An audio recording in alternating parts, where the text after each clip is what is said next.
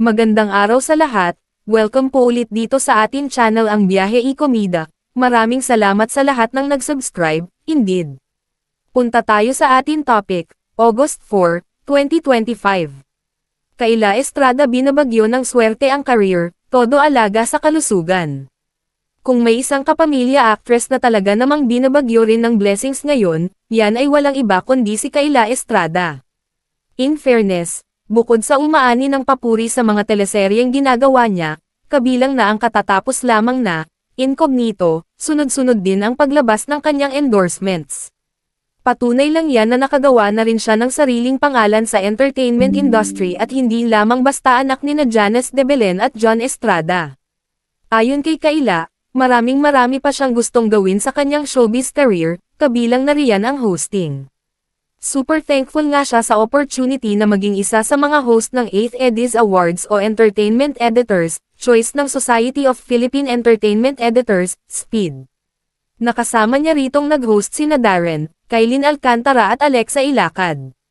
Going back sa endorsement, excited ang lifestyle and wellness brand na Sante sa opisyal na paglulunsad kay Kayla Estrada bilang pinakabagong mukha ng Sante Barley Max.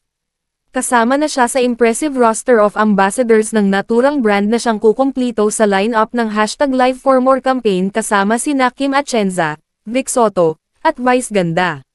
Sa pagdiriwang ng kanilang ika-18 anibersaryo, sinasalubong ng brand si Kayla upang ikalat ang mensahe ng kalusugan para sa batang henerasyon, pagpapatunay na wala sa edad ang pag-aalaga sa sarili. Kilala si Kayla para sa top-notch performances niya sa mga top trending na serye gaya ng Viral Scandal, Linlang, Can't Buy Me Love, at ang super hit kapamilya series na Incognito. Sa mga interview at features, makikita ang dedikasyon ni Kayla at pati na rin ang kanyang sipag sa kanyang mga ginagawa para sa balanseng pamumuhay. Kaya naman bahagi na siya ng pamilya ng Sante sa pagpopromote ng malusog na lifestyle. Layunin nito na ma-inspire ang bagong henerasyon ng consumers na mas lalong alagaan ang kanilang mga katawan. Inaasahang mas makakakonekta ang brand sa mas batang merkado ngayong bahagi na ng kanilang pamilya si Kayla upang maikalat ang kahalagahan ng kalusugan sa gitna ng kanilang busy schedules at upang patunayan na mainam na maaga silang mag-invest sa well-being. Alam na ng batang henerasyon ang impormasyon na isa dapat ang holistic wellness sa kanilang mga pangunahing layunin sa buhay. I'm incredibly honored to join the Sante family alongside such respected personalities gaya nina Kuya Kim Atienza, Bossing Vic Soto, at Meme Vice Ganda, sabi ng kalulunsad lamang na brand ambassador. Dagdag pa ni Kayla, it's amazing to be part of a brand that's committed to helping people live healthier lives, no matter their age.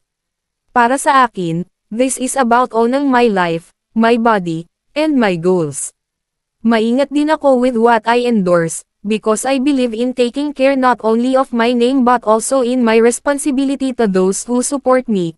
Ani Kayla na kumakatawan sa modern, empowered woman, independent, driven, at conscious sa kanyang well-being.